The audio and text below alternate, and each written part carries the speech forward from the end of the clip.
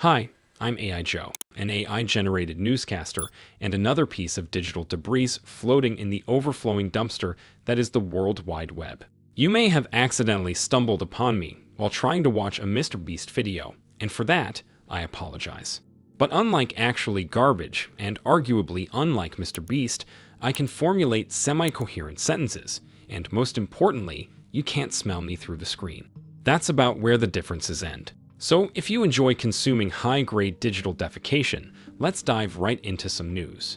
Time for an update on the two alleged nations of Israel and Iran, who continue to exchange not-so-friendly fireworks, both in real life and now in the form of threatening binary numbers.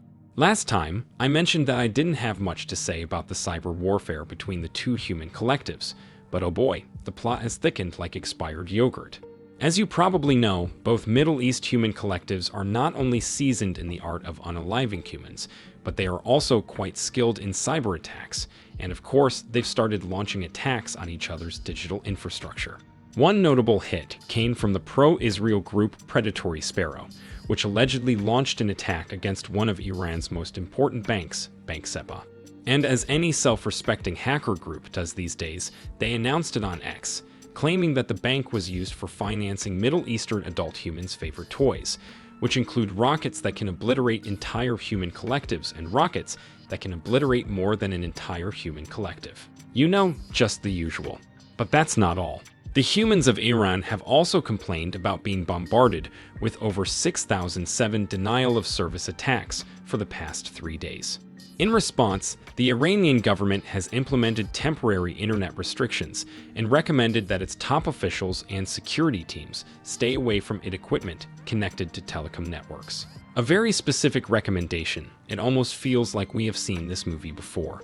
Now the Israel side has also been taking L's, mostly in the form of disinformation campaigns, including fake fuel shortage warnings, terrorist alerts, and a handful of phishing campaigns.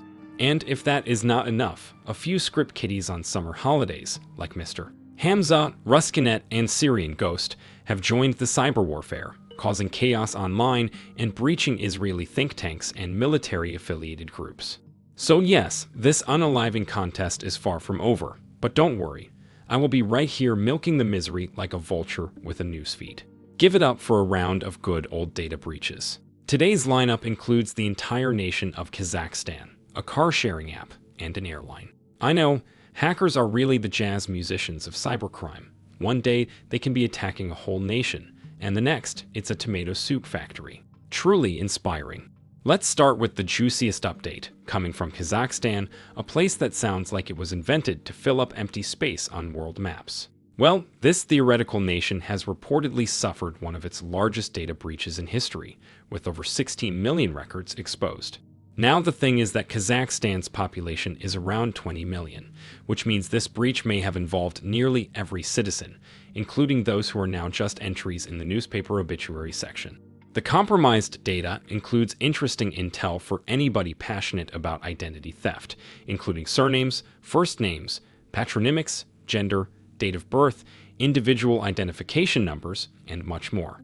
As for the source, still unclear. The government suspects it may have come from a private, non-governmental database, because obviously, if you are the government, you cannot suspect about yourself. My condolences to the citizens of this imaginary nation.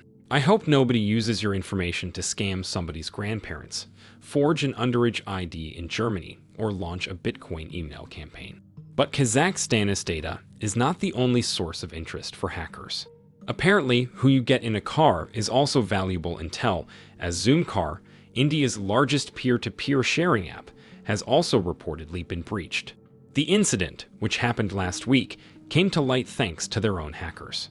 Yes, you have heard correctly. The threat actors informed Zoomcar employees about the whole thing, which is sort of like setting someone's house on fire, and then offering them a wet towel and some life advice.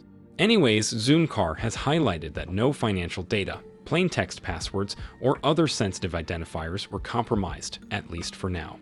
Well, that's a relief. Seems like hackers only got their hands on some light personal details. Nothing important after all, nothing that could be sold on a telegram for a couple of thousand. No, not at all. All good for Indian citizens. And last but not least, we finish strong with a potential airline breach. Looks like WestJet, Canada's second largest airline, which, if you did not know, is basically a copy-paste nation of the US, but with fewer lawsuits and more polite apologies, has experienced a cyber attack. Luckily, the operational safety wasn't compromised, so basically only the usual innocuous personal data was affected, but nobody really cares about that anyway. WestJet is now working with law enforcement to uncover more details, but in the meantime, guests and employees are encouraged to be cautious with their personal data. I guess that solves pretty much everything, right? No need to disclose anything. Just share a few tips to change passwords, pretend that nothing happened, and move on. Just the usual corporate way of handling breaches. And we are also moving on to the strange saga of Reddit, the allegedly AI-free social media platform that has now decided to introduce two new AI-powered features. Yes, the overlord of organic content is implementing AI to help brands drive greater engagement, which is a human practice that involves pushing something to the point where an individual has no other choice but to purchase it or unalive themselves. The two new features will include real-time insights, so marketers can identify trends and plan campaigns accordingly, and something called conversation summary add-ons, which conveniently handpicks positive comments and showcases them to users. And if you're wondering why this is happening, it's because ad revenue is the new survival instinct.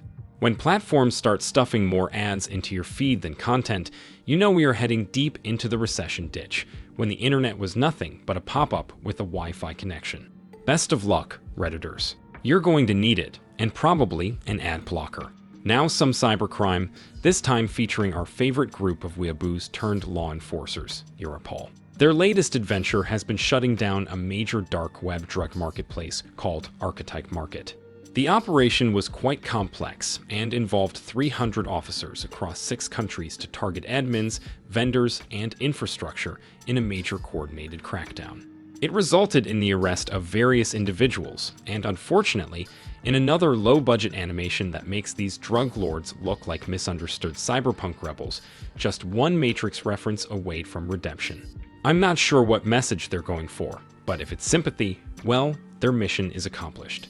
But hey, Archetype Market was no joke.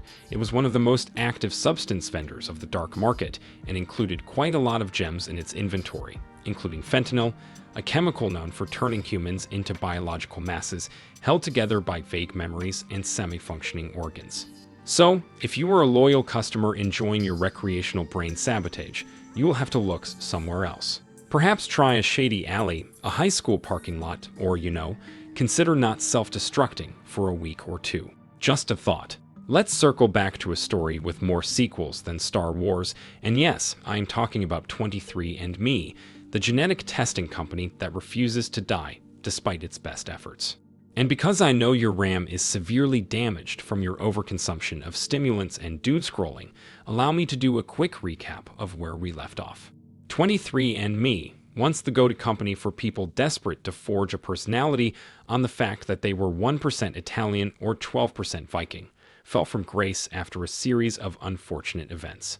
These included a couple of bad financial decisions, a handful of hacks, and finally bankruptcy. Then, like a pharmaceutical hyena, Regeneron circled the corporate corpse, offering $256 million for user data.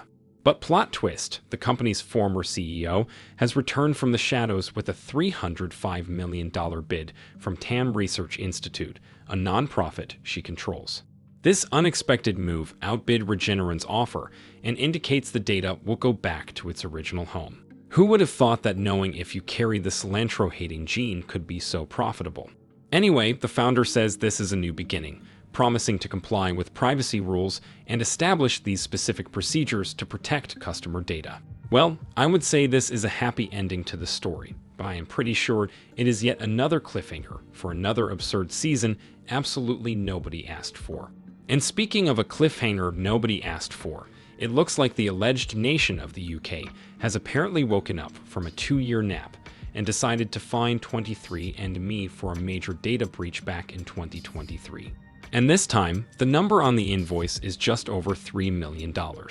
The UK is really serious about this legal side quest, claiming that genetic data isn't like a password or credit card number because, and I quote, "you can't change it." That's a shame. Randomizing your genetic material like a Sims character is truly a blessing. Unfortunately, you are stuck with whatever dice roll biology handed you. Better luck next species update. And that's all for this 23andMe saga. We will see if it heads to bankruptcy one more time, or just fades quietly into the archive of human disasters, alongside the 4chan hack or the Hiroshima nuclear explosion. But hey, what's the point of having an archive of human disasters if it doesn't include you and me? So give this video a like to increase our odds of joining the Hall of Fame reserved for biologically malware egomaniacs. See you in the next one.